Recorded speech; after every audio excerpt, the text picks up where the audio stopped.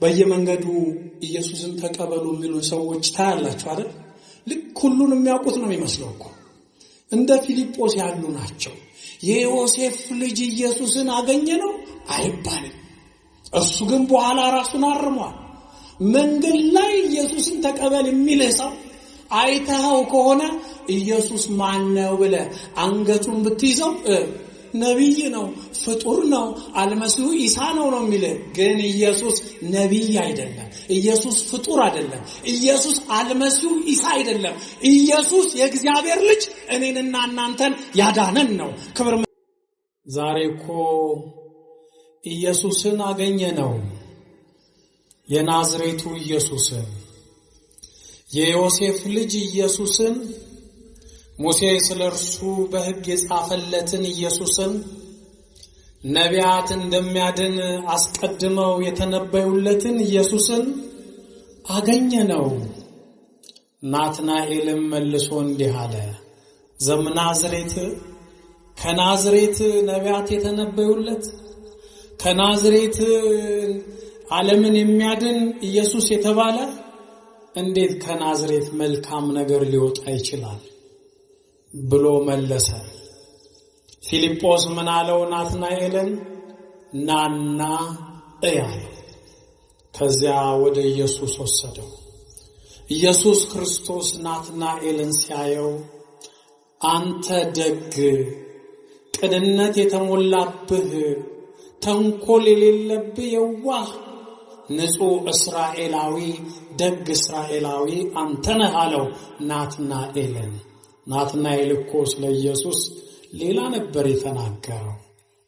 ናትናኤል ደነገጠና መምህር ሆይ በአይቴ ተአምረኒ የት ታውቀኛለህ? ኧረ አውቅሃለሁ፣ ፊልጶስ ሳይጠራህ ጸሎተኛ ሆነህ ፈሪሳዊ ሆነህ በጸበለስ ቤት የጸሎት ቤት ከፍተህ ስትጸልይ መሲሁን ስትጠባበቅ ጸሎትህን የሰማሁት እኔ ነኝ። ፊልጶስ ሳይጠራህ አውቅሃለሁ፣ እንዲጠራህም ፊልጶስን ያነሳሳሁት እኔ ነኝ አለው።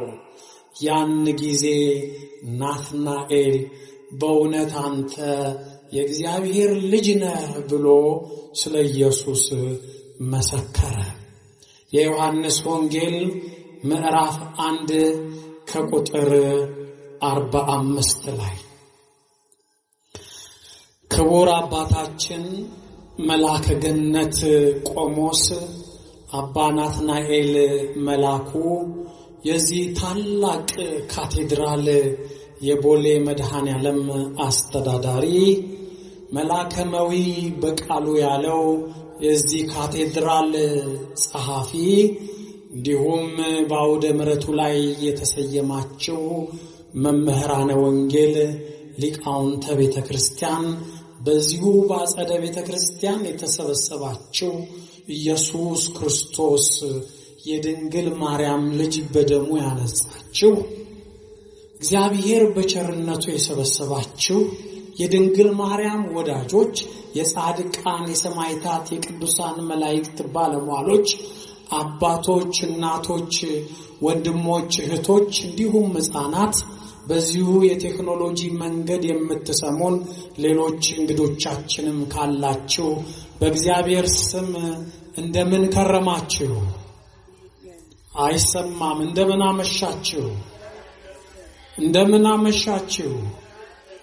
የሰራዊት ጌታ እግዚአብሔር አምላካችን ዛሬም ዘወትርም ከጽንፍ እስከ አጽናፍ በእውነት ያለ ሐሰት የተመሰገነ ይሁን።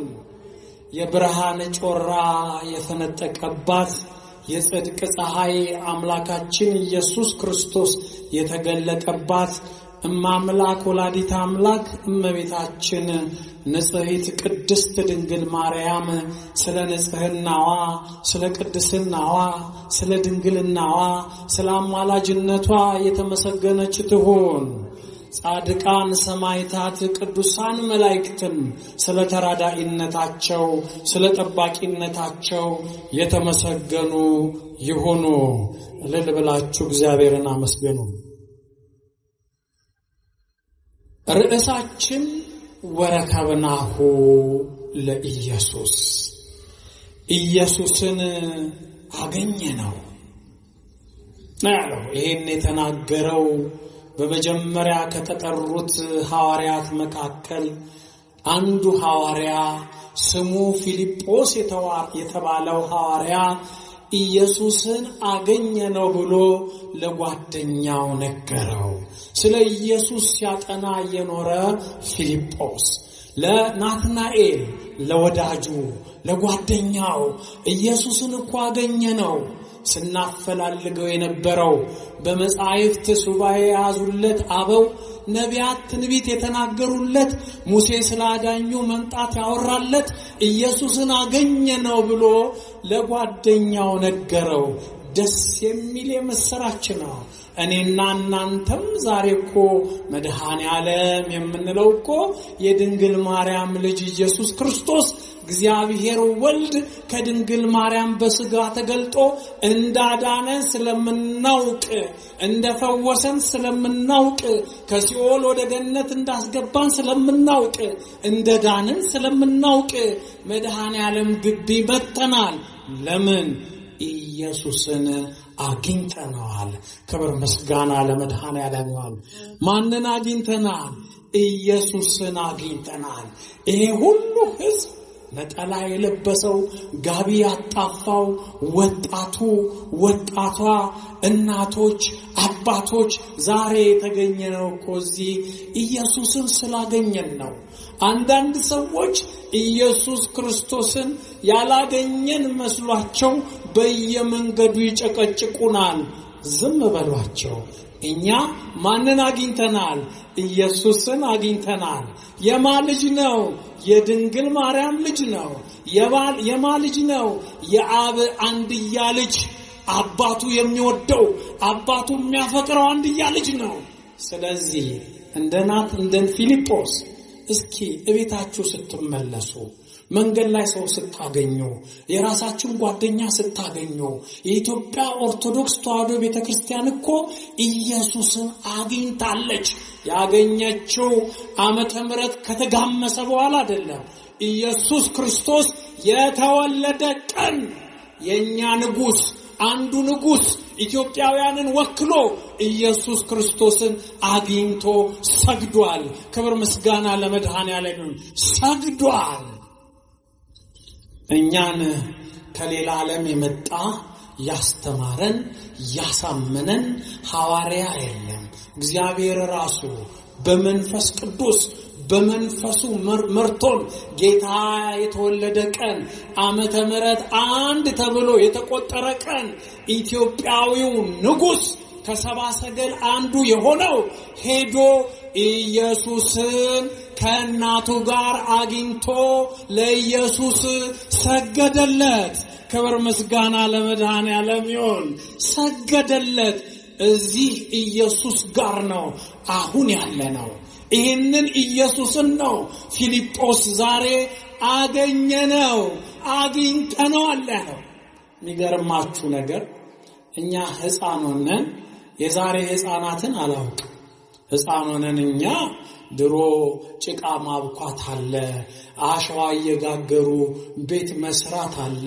ቤት ሰርተን ደግሞ ማርያም አታፍርሽብን እያልን መጸለይ አለ። የኛ የሕፃንነት ዘመን ነው። የዛሬ የሕፃንነት ዘመን ኮምፒውተር አለ፣ ኢንተርኔት አለ፣ ቻት ጂፒቲ አለ፣ ፌስቡክ አለ፣ ስናፕቻት አለ። ይሄ ሁሉ ነው የዘንድሮ አሸዋ የሕፃናት መጫወቻ። በእኛ ጊዜ ግን እንዲህ አልነበረም። መንገድ ላይም እኛ ሕፃናት ሆነን አብዛኛው እዚህ ውስጥ ያለው ማህበረሰብም ሕፃን ሆኖ ሳለ መንገድ ላይ ሳንቲም ያገኛል። የቆሸሸ ሳንቲም፣ ያረጀ ሳንቲም። ምንድነው የምንለው? ምናልባት እኔ የአዲስ አበባ ልጅ አይደለሁም። አዲስ አበባ ሌላ ባህል ካለው አላውቅም። እኔ ባደኩበት አካባቢ ግን ሳንቲም ስናገኝ የነበረው ባህል የነበረው ትርክት ምን የሚል ነበር? ሳንቲሟን ቶሎ በግር እርግጥ ማድረግ። ከዛስ አጠገብ ጓደኛ ካለ እንዳይካፈልክ ባትጋሩኝ ባትመራመሩኝ ማለት ነበረ። ይሄንን ብላችሁ እንዳደጋችሁ እርግጠኛ ለ50 ሳንቲም እኮ ነው ወይንም ለ25 ሳንቲም እኮ ነው። ጓደኛችን እንዲካፈለን አንፈልግም። በእግራችን የሳንቲሟን መልክ እንዳያውቅ፣ የገንዘቧን መልክ እንዳያውቅ። ደግሞ ሳንቲሟ እኮ አርጅታለች፣ ሻክታለች፣ ዝጋለች። በእግራችን እርግጥ ወይንም በእጃችን ጭብጥ ባትጋሩኝ ባትመራመሩኝ ነው የምንለው። አያችሁ፣ ራስ ወዳዶች ነን።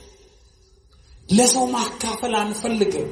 ድንገት ያገኘነውን በላባችን ወዝ ያገኘነውን እኮ አይደለም፣ ሰርተን ያገኘነውን እኮ አይደለም፣ መንገድ ላይ የወደቀውን ባትጋሩኝ ባትመራመሩኝ ብለን ያደግነው መባል አልነበረበትም።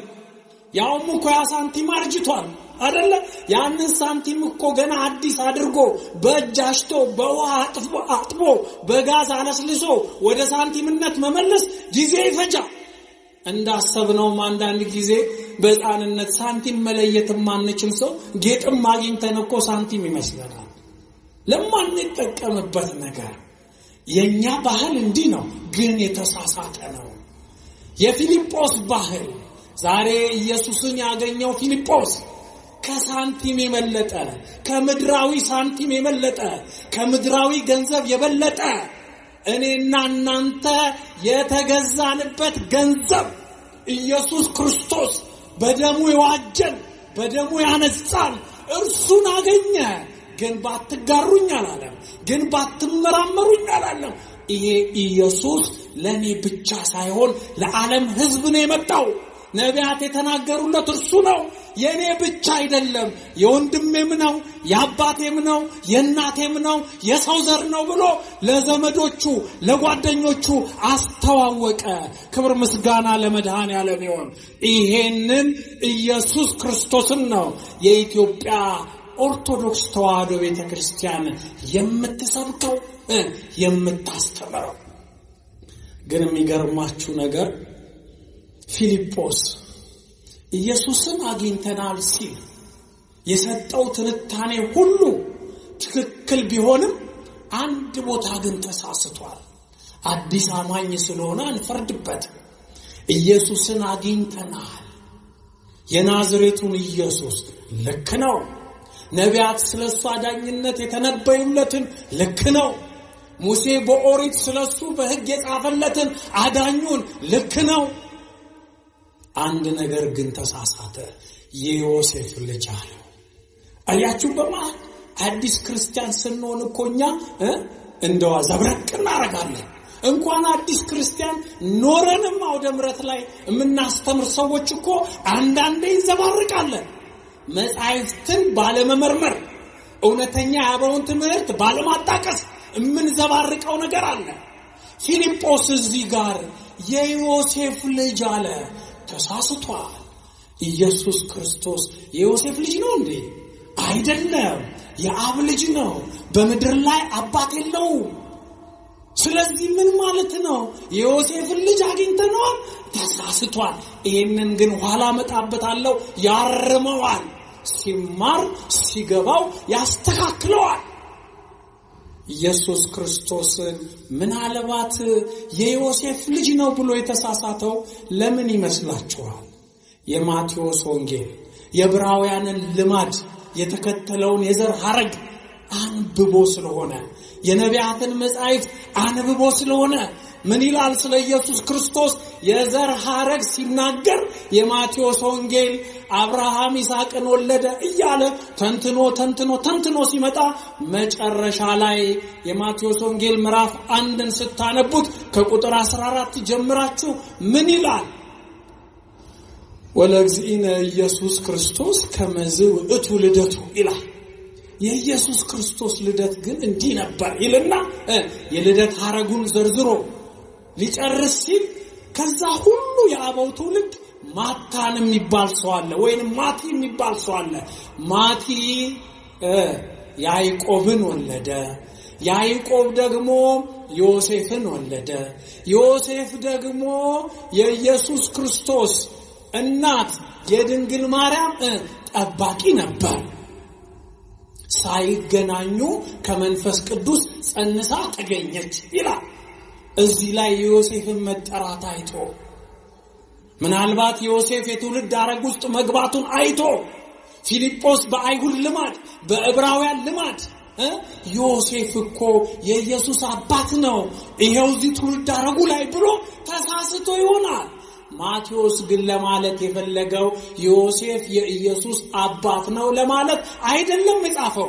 እንደውም ዮሴፍ አባት አለመሆኑን ሲያፈርስ ማቴዎስ ሲጽፍ ለዕብራውያን ሲጽፍላቸው አብርሃም ይስሐቅን ወለደ፣ ይስሐቅ ያዕቆብን ወለደ፣ ያዕቆብ ይሁዳንና 11ዱን ነገደ እስራኤል ወለደ እያለ ሲተነትን እገሌ ገሌን ወለደ እያለ ይሄንን አፈረሰና ነገር ግን አለ ወከመዝ ውእቱ ልደቱ ለእግዚእነ ኢየሱስ ክርስቶስ የኢየሱስ ክርስቶስ ልደት ግን አፍራሽ አይደለም። እንደዚህ አይደለም። እገሌ ገሌን ወለደ በሚል አይደለም። በስጋ እናቱ ከሆነችው ከድንግል ማርያም ያለ ወንድ ዘር ያለ ዮሴፍ ያለ እገሌ ተጸነሰ? ኢየሱስ ክርስቶስ ተጸነሰ። ክብር ምስጋና ለመድኃኔዓለም ይሁን። ታዲያ የሚገርማችሁ ነገር የሉቃስ ወንጌልን ደግሞ ስናነበው ምዕራፍ 3 ከቁጥር 23 ጀምረን ስናነበው እዛ ላይ ያለው የኢየሱስ ክርስቶስ የልደት ሐረግ ደግሞ ለየት ያለ ነው። ምን የሚል ነው? የማቴዎስን ነግሬያችኋለሁ። ያው ማስታወሻ አትይዙ ኢትዮጵያውያን ስለሆናችሁ በቃላችሁ ነው የምትማሩት አይደል? የማቴዎስ ወንጌል ላይ ማታን ወይንም ማቴ የተባለው ማንን ወለደ አልኳችሁ? ያዕቆብን። ያዕቆብ ማንን ወለደ አልኳችሁ? ዮሴፍን አይደል? የሉቃስ ወንጌል ምዕራፍ 3 ከቁጥር 23 ግን ሌላ ነው። የልደት ሐረጉን ሲተርክ ማቲ ወይንም ማታን ማንን ወለደ ይላል? ኤሊን ወለደ። የሰማችሁ ነው ይላል። የዘር ሐረጉ ሌላ ነው። ስለዚህ ያኛው የሉቃስ ወንጌል ደማዊ የዘር ሐረግን የሚተነትን ስለሆነ ደማዊ የዘር ሐረግን የጻፈ ነው። በማቴዎስ ወንጌል ትርጓሜ የሚሆን በሉቃስ ወንጌል ትርጓሜ የሚሆን የትኛውን ቦታ ላይ ዮሴፍ የኢየሱስ ክርስቶስ አባት አይደለም። ታዲያ ለምንድነው ማቴዎስ የማታን ልጅ ያዕቆብ የያዕቆብ ልጅ ዮሴፍ ብሎ የጻፈው? የብሉይ ኪዳንን ቴዎሎጂ ትምህርተ መለኮት ለመተርጎም ስለ ዮሴፍ ያውቃል በብሉይ ኪዳን፣ ስለ ያዕቆብ ያውቃል በብሉይ ኪዳን ወንጌላዊው ማቴዎስ ለዕብራውያን የሚጽፍላቸው። ስለዚህ የብሉይ ኪዳኑ ያዕቆብ የያዕቆብ ልጅ ደግሞ ዮሴፍ እነሱ ተሰደው በግብጽ ኖረው በረሃብ ዘመን ሕይወታቸውን እንዳተረፉ እህል እንዳገኙ እንደተመገቡ ያንን ታሪክ ያውቃል።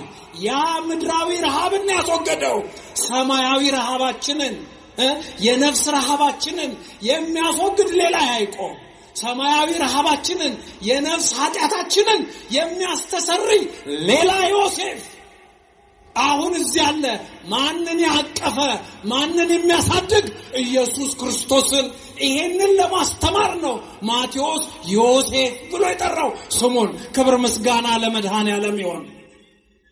የብሉይ ኪዳኑ ዮሴፍ በብሉይ ኪዳን የምናውቀው ዮሴፍ የያዕቆብ ልጅ ዮሴፍ ወንድሞቹ በቅናት ተነሳስተው ለምን የተለየ ልብስ ለበሰ? ለምን አባታችን ከኛ በላይ ወደደው? ለምን አፈቀረው? እኛ ወንድሞቹ ነን። ደግሞ ህልም አየው ይላል፣ ደግሞ ስገዱልኝ ይላል፣ ደግሞ በእኛ ላይ ካልነገስኩ ይላል ብለው የራስ ወንድሞች ቀንተውበት የብሉይ ኪዳኑን ዮሴፍ ሸጡት።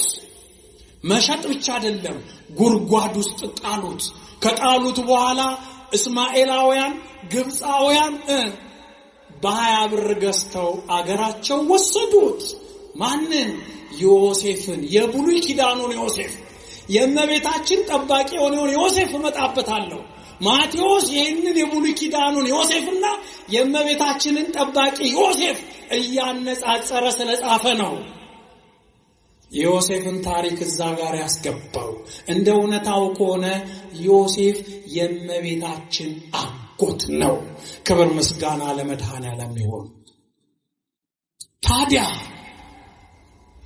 ቀንተው የብሉይ ኪዳኑን ዮሴፍ ጉድጓድ ውስጥ ጨመሩት። ብሉይ ኪዳን ላይ ስለ ዮሴፍ ስናነሳ የሚገርማችሁ ነገር እንደው ምስል ከስቶ የአዲስ ኪዳን ላይ ያለውን የኢየሱስ ክርስቶስ አዳኝነትን ፍንተው ብልጭ አድርጎ የሚያሳይ ታሪክ ነው። ዮሴፍ ላይ ወንድሞቹ ቀኑበት። ሮቤል የተባለው ታላቅ ወንድሙ አንግደለው፣ ከምንገለው ጉድጓድ ውስጥ እንጨምረው አለ። ሌላኛው ወንድማቸው የብሉይ ኪዳኑ ይሁዳ የሚባለው ወንድማቸው፣ ያው በአዲስ ኪዳንም ይሁዳ አለ፣ እሱ ግን ምን አለ? ከምንገለው እንሽጠው አለ። ወንድማቸው ዮሴፍን ሸጡት። ለምንድነው የሸጡት? የተለየ ልብስ ስላረገ። ለምንድነው የሸጡት? በመሃላችን ስልጣን ያገኛል ብለው ስላሰቡ። ወገኖቼ አያችሁ ሰዎች ለምን እንደሚመቀኙ። ወደ ጎረቤት አትይ፣ ወደ ዘመድ አዝማዶች ርቃ አትይ፣ ወደ ሰፈር ወደ መንደር አትይ። ራስ ቤት እናትህ አባትህ የወለዷቸው ወንድሞች ይቀኑብሃል እኮ። አይጣል ነው። ደሞዝ ከፍ ሲል ስልጣን ቢኖርህ ጠላት ከሩቅ አይመጣም። ወንድምህ እኮ ነው ጠላትም የሆነው። ለምን በእኔ ላይ እንዴት ስልጣን ይኖረዋል? ለምን ከላይ የተለየ ልብስ ይለብሳል? የዮሴፍ እኮ የራስ ወንድሞች ለምን ዥንጉርጉር ልብስ ለበሰ? ለምን አባታችን ያዕቆብ ከኛ ይልቅ እሱን ወደደው? በየቤተሰባችን እኮ ወንድማማችና እህትማማቾች ይጣላሉ። አንዳንድ ቤት ደግሞ አጉል ባህል አለ። እንደው የሚባል ነገር አለ። ሴት ልጅ አባቷን ነው የምትወደው፣ ወንድ ልጅ ደግሞ እናቱን ነው የሚወደው የሚባል አጉል የፈሪሳውያን እርሾ አለ። ምን ማለት ነው? ወንድም ሴትም ለቤተሰቦቹ ምንድነው? ልጅ እኮ ነው አይደል እንዴ? ይሄ መከፋፈል፣ ቤት ውስጥ መከፋፈል አለ። የኛ እንኳን መከፋፈል ጥቅማችንን አይተን ነው እንደየጥቅማችን ነው። እናቶች የሚጦራቸውን ልጅ ይወዳሉ፣ የማይጦራቸውን አይፈልጉትም። ይፈልጉታል። ቡና የማይገዛላቸውን አይፈልጉትም። በወር ገንዘብ የማይሰጣቸውን አይፈልጉትም። ልጅነት እኮ ከጥቅም ጋር እኮ አያያዝም። ቤተሰብነት እኮ ከጥቅም ጋር አያያዝም። የዮሴፍ ወንድሞች ምንም አላረጋቸውም። የዋሁን ዮሴፍን ሸጡት እንዳይነግስባቸው። እግዚአብሔር ግን ከቀባ፣ እግዚአብሔር ከመረጠ፣ እግዚአብሔር ካለበሰ ማንም ቢገፋ አንተ ሹመኛ ነህ። ክብር ምስጋና ለመድኃኔዓለም ይሁን። ከመንደሩ ከሀገሩ የተገፋው ዮሴፍ ግብጽ ሀገር ሄዶ ኦሪት ዘፍጥረት ምዕራፍ 45 ከቁጥር 1 ላይ ማነው 45 ከቁጥር 41 ላይ ብታነቡት ጸፍናት በእናት የሚባል ስም ተሰጠው ይላል። ጸፍናት በእናት ማለት ምን ማለት ነው? ለዮሴፍ የተሰጠው ስም በግብጽ ሀገር የግብጽ አጼው ፈርዖን ይባላል። በእኛ ሀገር አጼ ማለት ነው ፈርዖን ማለት። ጲጥፋራ ማለት ደግሞ በግብጽ ሀገር ቋንቋ እጨጌ ማለት ነው። የቤተ ክህነትን፣ የክህነትን፣ የጸሎትን፣ የሥርዓተ አምልኮ ጉዳይን የሚያማክረው ጲጥፋራ ይባላል። ዮሴፍ ባለሟልነት አገኘ። ግብጽ ሄዶ ወንድሞቹ በራሳቸው ላይ እንዳይሰለጥንባቸው ስልጣን እንዳያገኝባቸው ያደረጉት ወንድማቸው ግብጽ ሄዶ ተሾመ። ምን ተብሎ ተሾመ? የዓለም አዳኝ አንተነ ጥሩ አማካሪ ነህ ተብሎ ጸፍናት በእናት ማለት ሲተረጎም መድኃኔዓለም ማለት ነው። ክብር ምስጋና ለመድኃኔዓለም ይሁን። ዮሴፍ የተሰጠው ስም በግሪክኛ ማነው? በግብጽ ቋንቋ የተሰጠው ስም ጸፍናት በእናት የሚለው ስም በቋንቋቸው የዓለም አዳኝ፣ ግብጻውያንን ከረሃብ የምታድን፣ ዕብራውያንን ዘመዶችን ከረሃብ የምታድን፣ ሁሉን አስቀድመ ያወቅ፣ የጥጋብ ዘመንን የለየ፣ የረሃብ ዘመንን የለየ፣ በረሃብ ዘመን በኮተራ ምግብ ያዘጋጀ ነው ዮሴፍ። አበው ይህን ሲተረጉሙት ምን ይላሉ? ዘምስለ ዮሴፍ ተሰይጠ ከመ ይስፍር ሲሳየ ለሕዝብ። ኢየሱስ ክርስቶስ እኮ ነው ከዮሴፍ ጋር የተሸጠው፣ ወደ ግብጽ የወረደው። በብሉይ ኪዳን ለዕብራውያን ስንዴ ያዘጋጀው ማን ነው? ዮሴፍ ነው። በዛ ተሹሟል። ከእጨጌው አጠገብ ጸፍናት በእናት ተብሎ በዘመናዊ ቋንቋ የግብጽ አገር መሪ ጠቅላይ ሚኒስትር ማን ሆነ? ዮሴፍ። በዮሴፍ ላይ ያደረው ማን ነው? እግዚአብሔር። ክብር ምስጋና ለመድኃኔዓለም ይሁን። አያችሁ ታዲያ ዮሴፍ ተሹሞ የሸጡት ጉርጓድ ውስጥ የከተቱት ወንድሞቹ ርቧቸው መጡ። እሱ በቀለኛ አይደለም። ባወቁት ጊዜ አልቅሰው ይቅርታ ጠየቁት። ያን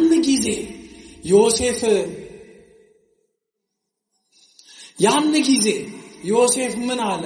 አይዟችሁ፣ አልበደላችሁኝም፣ አልሸጣችሁኝም፣ ጉርጓድ ውስጥ አልከተታችሁኝም። እግዚአብሔር እናንተን ሊያድን እኔን አስቀድሞ ግብጽ ላከኝ አለ። እውነት ነው። እነሱን ሊያድን ዮሴፍን ወደ ግብጽ እንዲሄድ በብዙ መከራ እንዲያልፍ ለሱ ምግብ እንዲያዘጋጅ አደረገው እግዚአብሔር። እሱን ማንን? ዮሴፍን አዳኛቸው አደረገ። ወገኖቼ አሁን እኔ ስለ ዮሴፍ ልተርክላችሁ አይደለም። ሚስጥር ስቦኝ እዚህ ሁሉ ውስጥ የገባሁት የዮሴፍ ልጅ ስላለ ፊልጶስ። የዮሴፍ የብሉይ ኪዳኑ ትርጉሙ ብዙ ነው። ምናልባት ከዚህ አንፃር ተንትኖት በልቦናውም ገብቶት ሌሎች እንደሚሉት የዮሴፍ ልጅ ማለቱ ይሆን? ግን ፊልጶስ ከልቡ ኢየሱስ ክርስቶስን የአዲስ ኪዳኑ ዮሴፍን የዮሴፍ ልጅ ብሎ በስጋ ከገለጠ ስህተት ነው። ዳሩ ግን ወንጌላዊው ማቴዎስ ዮሴፍ ያለው የብሉይ ኪዳኑ ዮሴፍ ተሰዶ ምግብ እንዳዘጋጀ ሁሉ የአዲስ ኪዳኑ ዮሴፍ በስደት የተዘጋጀውን ሰማያዊ ምግብ የድንግል ማርያምን ልጅ ኢየሱስ ክርስቶስን ከሄሮድስ መንጋጋ ፈልቅቆ ወደ ግብጽ ሄዶ ይዞት ሄደው የአዲስ ኪዳኑ ዮሴፍ የብሉይ ኪዳኑ ዮሴፍ ምሳሌ ነው ለማለት ነው የተጻፈው በመጽሐፍ ቅዱስ እንጂ ዮሴፍ የኢየሱስ ክርስቶስ አባት አይደለም። ክብር ምስጋና ለመድኃኔዓለም። እንደውም የብሉይ ኪዳኑ ዮሴፍ መከራ አይቷል። አዎ መከራ አይቷል። ግን እሱ ምሳሌ ነው። ኢየሱስ ክርስቶስ የተመሰለበት ከዮሴፍ በላይ አያችሁ። ፊልጶስ ምን አለ? ነቢያት ስለሱ የተነበዩለት። ስለ ዮሴፍ ማን የጻፈልን? ሙሴን ማን የጠቀሰልን? ፊልጶስ። ወረከብናሁ ለኢየሱስ ዘጻፈ ሙሴ በኦሪት በእንቲአሁ። ሙሴ ስለሱ የጻፈልን ዮሴፍን የብሉይ ኪዳኑን ዮሴፍ አስመስሎ የዓለም አዳኝ ያለው እውነተኛው አዳኝ፣ ብቸኛው አዳኝ በደሙ ፈሳሽነት የዓለምን ኃጢአት የኔንና የናንተን ኃጢአት ያስተሰረየው ኢየሱስን አግኝቼዋለሁ አለ። ፊልጶስ። እውነት ነው። ኢየሱስ ማለት አዳኝ ማለት ነው። የአንድ ግለሰብ አይደለም፣ ወይንም ተራ ሰው ሲያድንህ አይደለም። ኢየሱስ ማለት እግዚአብሔር ያድናል ማለት ነው። አንዳንድ ሰዎች የኢትዮጵያ ኦርቶዶክስ ተዋሕዶ ቤተክርስቲያን ኢየሱስን አትሰብክም እያሉ ያሟታል። እንደ ኢትዮጵያ ኦርቶዶክስ ተዋሕዶ ቤተክርስቲያን ደግሞ ኢየሱስ የሚመለክበት የሚገለጥበት የት አለ? የትም በሰማይ ቤት ካልሆነ በቀር። ክብር ምስጋና ለመድኃኔዓለም ይሁን። ኢየሱስ ክርስቶስ። እኛ ግን ለሥርዓት አምልኮ የምንጠራው ነው እንጂ በሆነ ባልሆነው ኢየሱስዬ በኢየሱስ ስም እያለን ግን የፋሽን ቋንቋ እናረገው። ስሙን ስንጠራ ምን እናደርጋለን? እንሰግዳለን። ስሙን ስንጠራ ምን እናደርጋለን? እንንበረከካለን። ስሙን ስንጠራ ምን እናደርጋለን? መከራውን እናስባለን። የማንን ስም ስንጠራ? የኢየሱስ ክርስቶስን ስም ስንጠራ ተወዛግበን አይደለም ኢየሱስ የምንለው። ኢየሱስ የማን ልጅ እንደሆነ አውቀን ነው። የአብ የባህሪ ልጅ፣ አብ አባቱ በጣም የሚወደው፣ ልክ ያዕቆብ ዮሴፍን በጣም እንደሚወደው እግዚአብሔር አብም ወልድን ከዮሴፍና ከያዕቆብ በላይ ልንገምተው በማንችለው መልኩ አባት ልጁን ይወደዋል። አብ ወልድን ይወደዋል። እኔንና እናንተን ለማዳን ከጨለማ ባህር ለማውጣት ከረከስንበት ከገሃነም አውጥቶ ሕይወት ለመስጠት እግዚአብሔር አብ አንድያ ልጁን ላከልን። ከስም የሚበልጥ ስም ሰጠው ይላል። ለዮሴፍ በብሉይ ኪዳን ስም ተሰጥቶታል ነበር። ኃላፊ ተባለ፣ የሀገር መሪ ተባለ። ጸፍናት በእናት ማለት እኮ አዛዥ፣ ታዛዥ፣ ገዢ ማለት ነው። ኢየሱስ ከስም ሁሉ በላይ የሚበልጥ ስም ተሰጠው።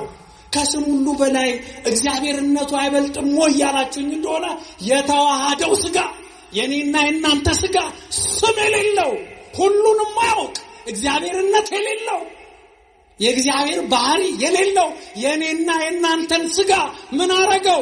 እግዚአብሔር አደረገው።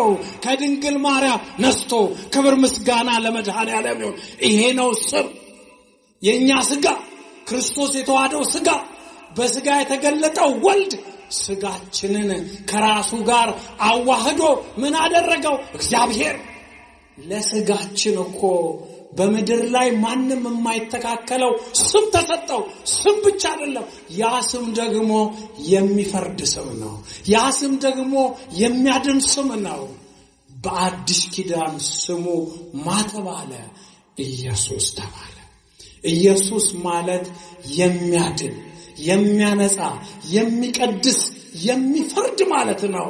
ክብር ምስጋና ለመድኃኔዓለም ይሁን።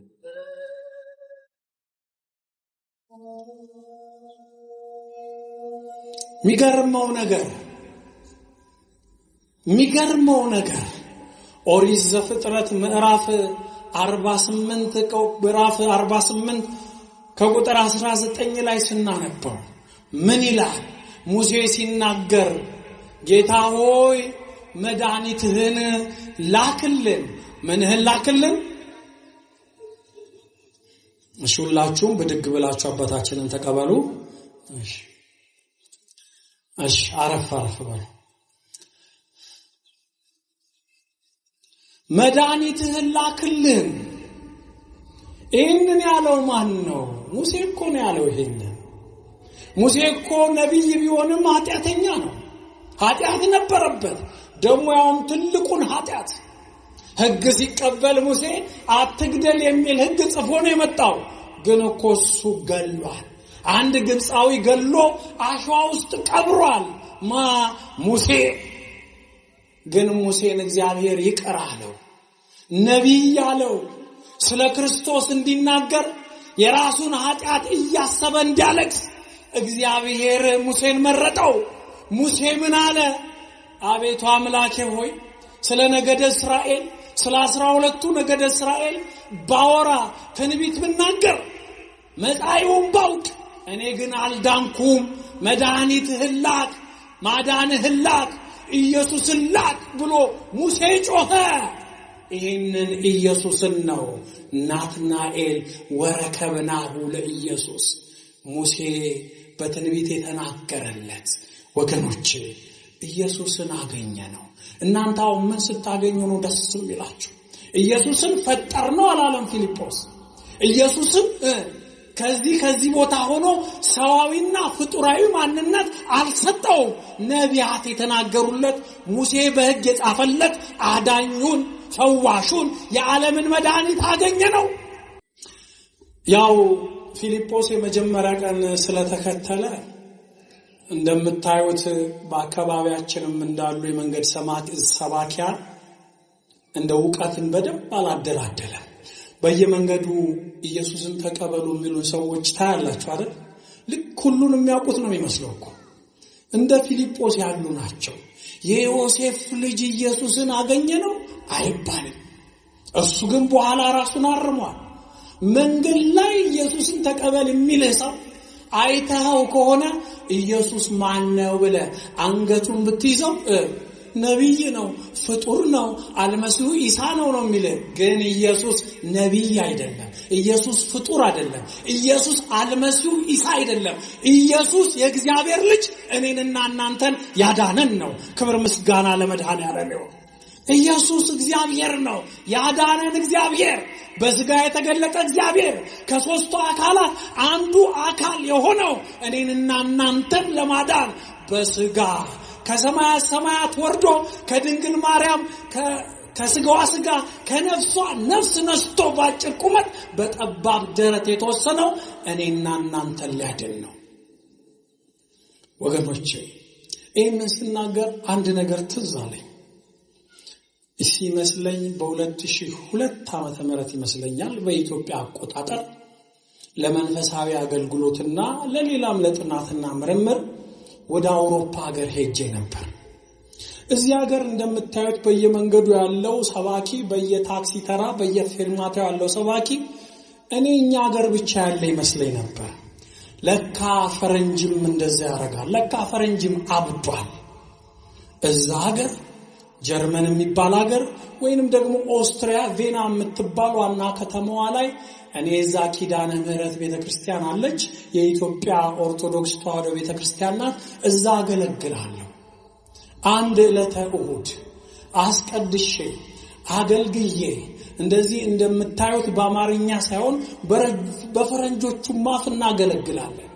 ታዲያ ከቤተክርስቲያን ወጥተን አብረውኝ ከነበሩ ሰዎች ጋር በዕለተ እሁድ ጉዟችንን ወደ ቤተክርስቲያን ወደ ቤታችን ስናረግ መንገድ ላይ ረጅም ቀይ መልካም በእነሱ ሀገር ስም አጠራሩ ፓስተር የተባለ ሰው ይሰብካል በፈረንጅ አፍ። የእሱን ስብከት ላዳምጥ ፈልጌ አይደለም። መንገድ ላይ እኮ ነው ይሄ ሞንታርቦ ስፒከሩ ተዘርግቶ። ደግሞ የፈረንጅ ሀገር ዘማሪያን ብታያቸው በዛ ላይ ቀይ ናቸው። አለባበሳቸው እንደኛ ሀገር ነጠላ የለበሱ አይደለም። የኛ ሀገር አትሌቶች ሲሮጡ የሚለብሱት ልብስ ታውቃላችሁ? እንዲህ አይነት ነገር የለበሱ ናቸው። ግን ሙዚቀኞች ናቸው። ራሳቸውን ኳየር ወይንም ሲንገር እያሉ ዘማሪ ነን ይላሉ። ቢቀር ነው የሚሻለው። እነሱ የሚዘምሩትን ከምታዳምጡት ይልቅ የሚያሰናክሉት ይበልጣል። ታዲያ በዚህ መሃል አስተማሪያቸው ወይንም ደግሞ ፓስተራቸው ይሰብካል። ሲሰብክ አንድ ነገር ጆሮዬ ላይ ጥልቅ አለ። ምንም all ladies and gentlemen, who everybody gathered here, why don't you accept Christ as your own savior, as your own personal savior? Please accept Christ, just like Ethiopian eunuch አለ። ለምንድነው እናንተ በዚህ የተሰበሰባችሁ ሁላችሁ ኢየሱስን እንደራሳችሁ አዳኛ አድርጋችሁ ማትቀበሉት? እንደ ኢትዮጵያዊው ጃንደረባ why don't you accept Christ just like Ethiopian eunuch? He was baptized by the evangelist Philip እያለ ይሰብካል። እኔ ደግሞ እንደ ኢትዮጵያዊው ጃንደረባ ኢትዮጵያ የሚለውን ስም ሲጠራ እውነቴን ነው የምላችሁ አመዴ ቡን ነው ያለው። ዘሪውን ብሎ የጠራኝ ነው መሰለኝ። የዛ ሀገር እንደራሴ ስም ነው ትዝ የሚለው። ከዛስ በኋላ አሬ ሰውዬ ምንድነው የሚለው? አገራችንን ስም በከንቱ እየጠራ ነው። ለምን ጠጋ ብዬ አላዳምጠው? እስኪ ላዳምጠው ብዬ ጠጋ ስል አየኛ። ሲያይ ምን ቢል ጥሩ ነው? Oh, welcome you black man, please give him one clap ብሎ አስጨበጨበብኝ። ገና ሳልቀርብ ወደዛ ኧረ አንተ ጥቁር ሰውዬ እንኳን ደህና መጣ አለ። አሁን ማን ይሙት እኔ ጥቁር ነኝ? እኔ ለራሴ የሰጠሁት ቀይ ነኝ ብዬ ነበር እዚህ ሀገር። እዛ ግን እውነቱን ነው። ሰውየው መካከላቸው ስቆም ለካ ባልጩት ነው የምመስለው። ዞር ስል ባልጩት ነው የምመስለው። ዝም አልኩ። ከዛስ በኋላ you black man አለ, do you know the history of Ethiopian eunuch who going to worship God to Jerusalem and come back to wards of Gaza and to preach the gospel to African and Ethiopians? አለ። ስለ ጃንደረባው ሰውዬ ስለ ኢትዮጵያዊ ጃንደረባ ታውቃለህ? እሱ ወደ ኢየሩሳሌም ሄዶ ሰግዶ ሲመለስ ለኢትዮጵያውያንና ለአፍሪካውያን he was preaching the gospel, ወንጌልን እየሰበከ የነበረው እሱ እንደሆነ ታውቃለህ? ዝም። እኔ I kept silent. ዝም ቢጨቀጭቀኝ ዝም። ከዛ ከሰው መሃል አቋርጦ መጣጁ ምን እንደሚያክል ልነግራችሁ አልችልም። አይጣል በሱ እጅ ቢያርፍብኝ እኔ እንደው እዛው ጭምቅ ምን ነው ትልቅ ነው ሰውየው። ከዛ ሊይዘኝ ሲል በሆዴ አረ ወደዛ አልኩት ማለት ነው። በአፌ አይደለም በሆዴ ነው። ከዛስ በኋላ ደነገጠና ሰውየው ምን እንዳለኝ ታውቃላችሁ? I'm sorry. May I know your name please? ስምን ልትነግረኝ ትችላለህ? ላውቀው እችላለሁ አለኝ። ዝም አልኩት። ከዛሽ I'm sorry አለኝ። By the way, where are you from? Where did you came from? ከየት ነው የመጣኸው? ከየት ነው የመጣኸው? አገር የት ነው ሲለኝ አገሬ ሰምቼ አይደል ጠጋ ያልኩት። እዚህ ጋር አላስቻለኝም። I am from Ethiopia አልኩት። ደነገጠ።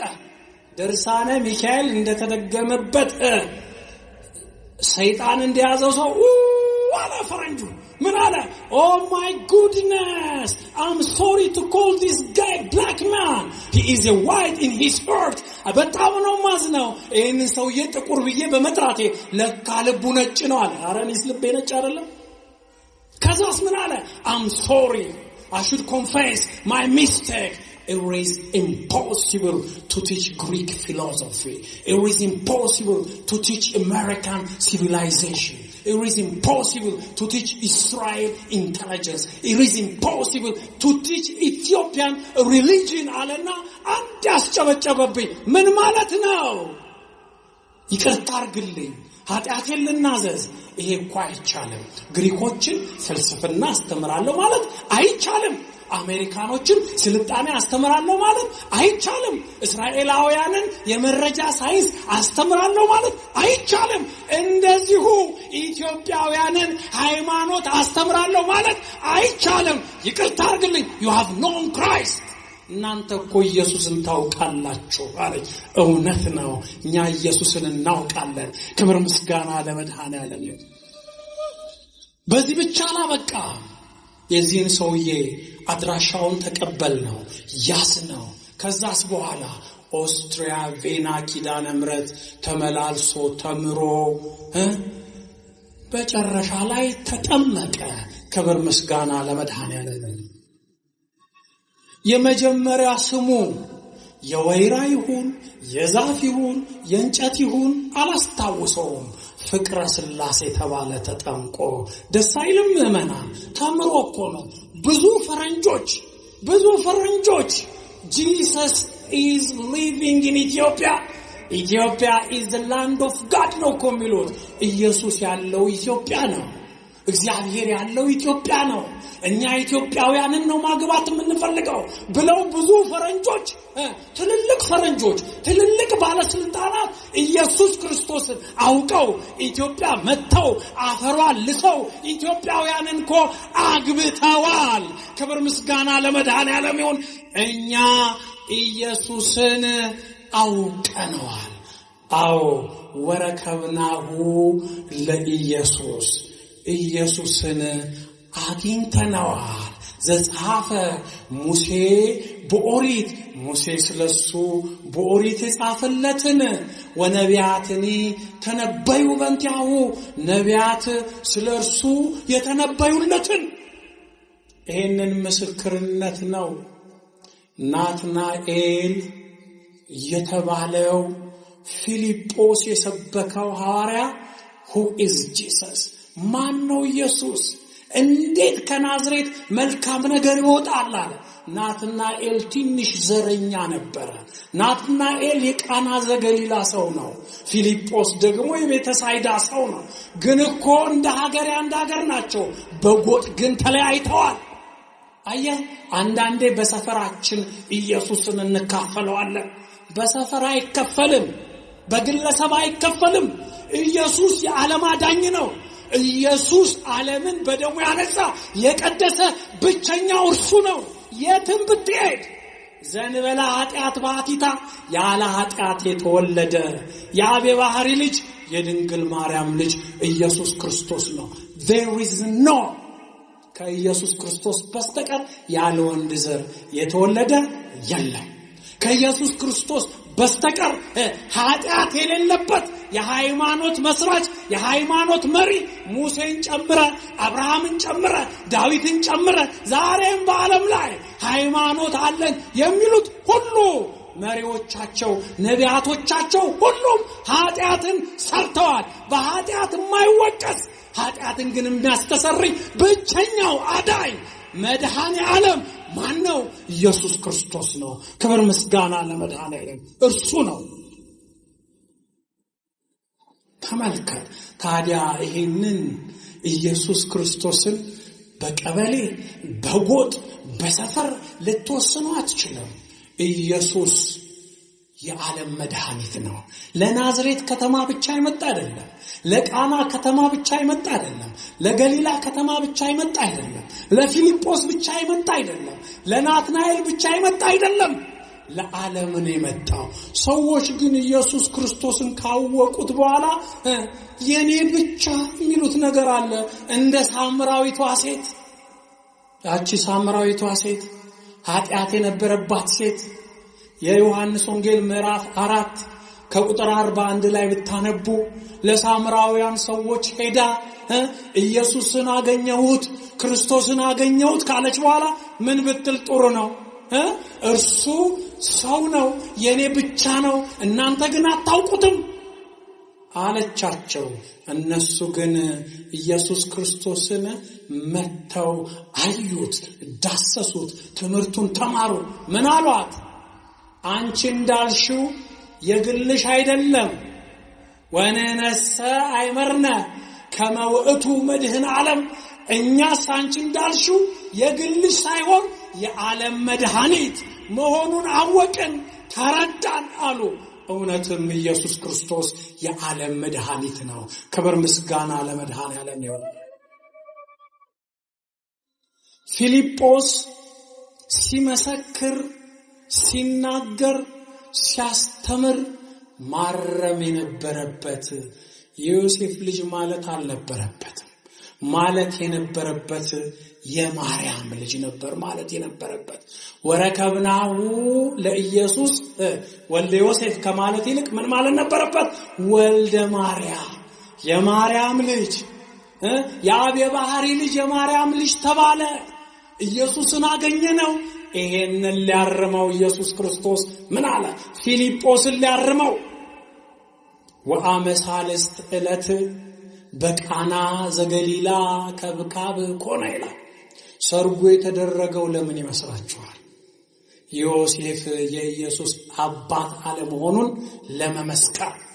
ሰርጉ በሶስተኛው ቀን በቃና ዘገሊላ የተደረገው እመቤታችን ድንግል ማርያም የኢየሱስ እናት መሆኗን ለመመስከር። ትልቁ ተአምር ይሄ ነው። ማርያምን አያውቋትም ነበር ሐዋርያት። ከሐዋርያት ጋር ድንግል ማርያምን ለማስተዋወቅ ወአመሳልስት ዕለት አለ። በሶስተኛው ቀን ናትናኤል የሚገኝበት፣ ፊልጶስ የሚገኝበት፣ ሐዋርያት የሚገኙበት ሰርግ ነበረ ዶኪማስ ቤት። ወህየ ሀለወት እሙ ለኢየሱስ። ከሁሉ በፊት ግን እዛ ሰርግ ቤት ማነበረች? የኢየሱስ እናት ማነበረች? ንገሩኝ፣ ማነበረች? ድንግል ማርያም የኢየሱስ እናት። ወህየ ሀለወት እሙ ለኢየሱስ። ወገኖቼ ሚስጥሩ ሰፊ ነው። ወአመሳልስት ዕለት በሶስተኛው ቀን ምን ማለት ነው? በሶስተኛው ቀን አትፈላሰፉ፣ ሌላም ቦታ አትሂዱ። ሶስተኛው ቀን ማለት ወንጌላዊ ዮሐንስ ሲጽፍ የብሉይ ኪዳንን ታሪክ መሰረት እያደረገ ነው። ሶስተኛው ቀን ማለት ማክሰኞ ነው። የሰማችሁኝ ነው። አንደኛው ቀን የሚባለው እሁድ ነው። ሁለተኛው ቀን የሚባለው ሰኑይ ሰኞ ነው። ሶስተኛው ቀን የሚባለው ማክሰኞ ወይንም በጥንቱ አማርኛ ማክሰኞ፣ የሰኞ ማግስት ወይንም ሰሉስ። ሶስተኛው ቀን ማክሰኞ ነው። ሰርጉ የተደረገው ማክሰኞ ነው። በሶስተኛው ቀን ተአምር ሊደረግ ነው። ፊልጶስ የማያውቃትን ድንግል ማርያምን ኢየሱስ ክርስቶስ ሊያስተዋውቀው ነው። ያበሳጫል እኮ ያስቆጣል እኮ የዮሴፍ ልጅ ሲለው፣ አረተው ና እናቴን አስተዋውቅሃለሁ ሰርግ ላይ፣ ና አባቴን አስተዋውቅሃለሁ ሰርግ ላይ። የኢየሱስ አባት ሰማያዊ ነው፣ አብ ነው። እናቱ ግን ምድራዊ ናት። በምድር እናት አለው፣ ከዘራ አበሲ ግን አባት የለውም። በቃና ዘገሊላ ሰርግ ላይ የቃና ሰዎችም አንድ ላይ ናቸው። የቤተ ሳይዳ ሰዎችም አንድ ላይ ናቸው። ያን ጊዜ ሰርገኛው የሚያበላው የሚያጠጣው ወይን ባለቀ ጊዜ እዚህ ጋር ወንጌላዊ ዮሐንስ የሚያስደስተው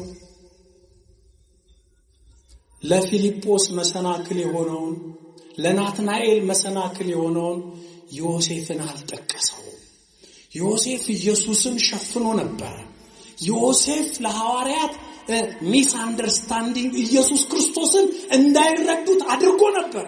ሰርጉ ላይ እኮ ዮሴፍ የለም። ምክንያቱም ኢየሱስ ክርስቶስ እናቱን ሊያስተዋውቅ ነው። ኢየሱስ ክርስቶስ የባህሪ አባቱን አብን ሊያስተዋውቅ ነው ሰርግ ላይ። አሁን እኛ ብዙዎቻችን እኮ ከዘመድ ጋር የምንተዋወቀው ሰርግ ላይ አይደል? ስንበላ ስንጠጣ ስንደሰት ያይማ ልጅ ነው ያጎቴ ልጅ አይደለም ወይ ያክስቴ ልጅ አይደለችም ወይ እየተባባለ የምንተዋወቀው ሰርግ ላይ ነው። በሶስተኛው ቀን በዕለተ ሰሉስ በቃና ዘገሊላ ሰርግ ነበር። ያን ጊዜ ድንግል ማርያም እመብርሃን መታ ኢየሱስን ምን አለችው? ወይንኬ አልቦሙ። ፊልጶስ ይሰማል። ዮሴፍ አባቱ ነው ያለው ፊልጶስ ያዳምጣ። ናትናኤል ከናዝሬት ምን መልካም ነገር ይወጣል ብሎ ሰፈሩን የነቀፈውም ናትናኤል ያዳምጣል። የኢየሱስ ሰፈሩ ሰማይ ነው ምድር አይደለም። ክብር ምስጋና ለመድኃኔዓለም። ሰማይ ነው ሀገሩ፣ ሰማይ ነው ዙፋኑ። አንዲት መንደር ላይ የሚወሰን አይደለም። ናትናኤል ፊልጶስ እያዳመጡ ነው።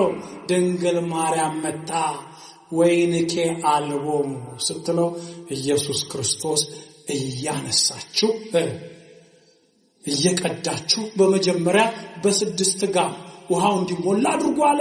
ባዶ ጋን ውስጥ ከዛ በኋላ ውሃውን ወደ ወይን ቀየረላቸው። በሐሌው ይቀየርም አላለም። በቃ እየቀዳችሁ ስጡ አለ። ያን ጊዜ የሚጣፍጥ ወይን ሰርገኛው ጠጣ።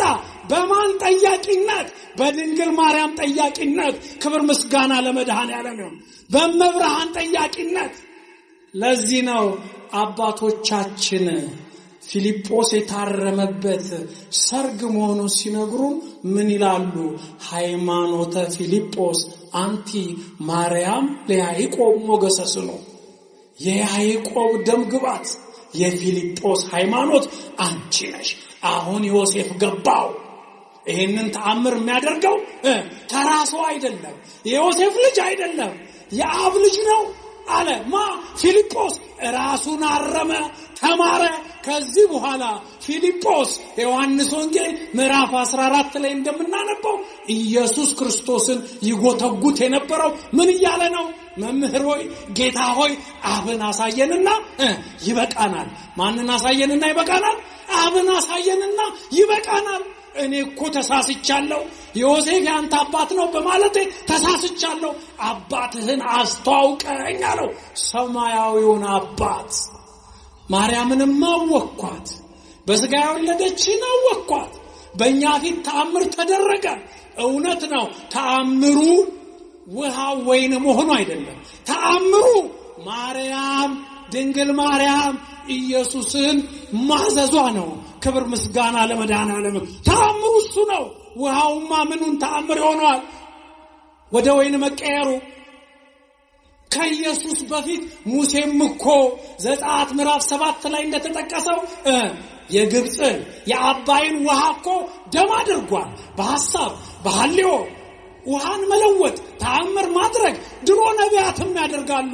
ትልቁ ተአምር ማንም የማያዘውን በባህሪው አዛዥ የሌለበትን አብ ወልድን አያዝም፣ ወልድን መንፈስ ቅዱስን የማያዝም በማዘዝ አንድ ናቸው፣ በስልጣን አንድ ናቸው፣ በመለኮት አንድ ናቸው። የማይታዘዘውን ኢየሱስ ክርስቶስን በሥጋ የወለደችው ድንግል ማርያም አዘዘችው። እንዴት አናውቅም? ተአምሩ ይሄ ነው። ክብር ምስጋና ለመድኃኔዓለም ይሁን። ተአምሩ ይሄ ነው። ተአምረ ማርያሙ ይሄ ነው። ተአምረ ኢየሱሱ ይሄ ነው። ወገኖቼ አያችሁ። ስለዚህ ወረከብናሁ ለኢየሱስ ወልደ ዮሴፍን አርመናል። ዘእምናዝሬት ዘጸሐፈ ሙሴ በኦሪት ወነቢያትኒ ተነበዩ በእንቲአሁ። ነቢያት ስለሱ የተነበዩለት በምሳሌ የተናገሩለት ናዝራዊ የተባለው የናዝሬትን ከተማ በስሙን ያስጠራው። ናዝሬት እኮ ክርስቶስ ሳይገባባት ስሟ ሌላ ነበር። ናዝሬት የባህታውያን ከተማ ናት። የማን ከተማ ናት? የባህታውያን ከተማ፣ የመናኞች ከተማ፣ የመነኮሳት ከተማ ናዝሬት ትባላለች። ወገኖቼ አዳም እግዚአብሔር ሲፈጥረው ስሙን አዳም አለው። አዳም ማለት እኮ ያማረ መሬት ማለት ነው። በአዳም ስም ምክንያት ኤደን ገነትም አዳም ተባለች፣ ኤዶም ትባላለች። የዳይሌክት የዘዬ ልዩነት ነው። ኤደን ገነት መጠሪያዋ ስሟ በአዳም ያገኘችው ኤዶም ትባላለች። የሚኖርባት አዳም ነዋ። ናዝሬትም መናኙ ባህታዊው መነኩሴው ኢየሱስ ክርስቶስ ናዝሬት ይኖርባት ስለነበረ ከተማዋ በጣም ልዩ ከተማ ናት። የሰለጠነች ከተማ ናት። ግን ሰዎች ምን ይላሉ? የናዝሬት ሰዎች ቀጥቃጮች ናቸው ይላሉ። የናዝሬት ሰዎች አይናቸው የቡዳ ነው ይላሉ። የናዝሬት ሰዎች ያስፈራል ይላሉ። ኢትዮጵያ ስላለችው ናዝሬት አይደለም እላችሁ። ኢየሱስ ክርስቶስ ናዝራዊ ስለተባለባት ናዝሬት እውነት ነው።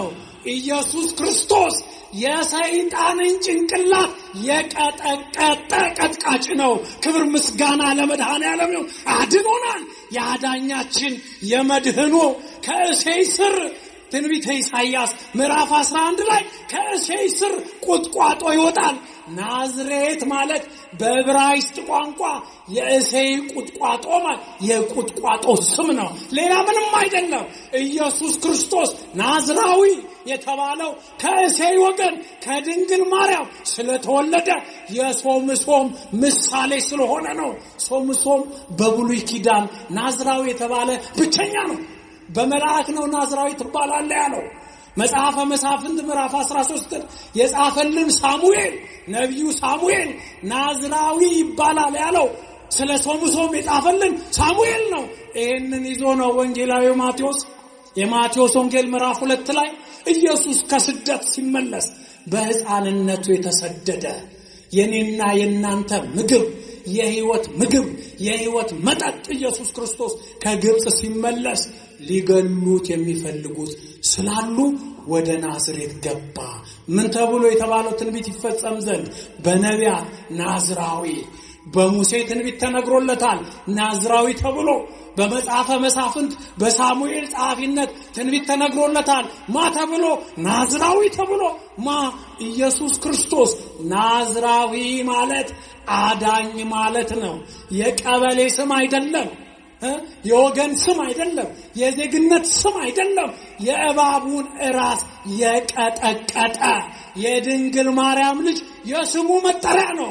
ሶምሶን በምድር ላይ በሞቱ ፍልስጤማውያንን ገሏል፣ አጥፍቷል። ኢየሱስ ክርስቶስ ግን በሞቱ ዓለምን አድኗል፣ አጋንንትን አሳፍሯል፣ ሲኦልን መዝብሯል። ክብር ምስጋና ለመድኃኔዓለም ይሁን። ወስብሐት ለእግዚአብሔር ወለወላዲቱ ድንግል ወለመስቀሉ ክቡር አሜን።